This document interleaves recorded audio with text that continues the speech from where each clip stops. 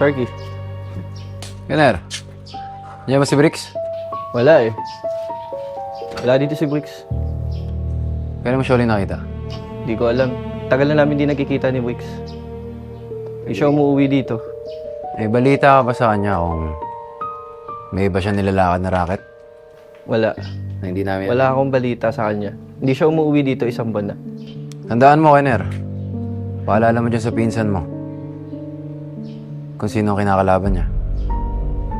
Ayaw ni Boss Wesley na binabypass yung mga komisyon niya. Walang binabypass.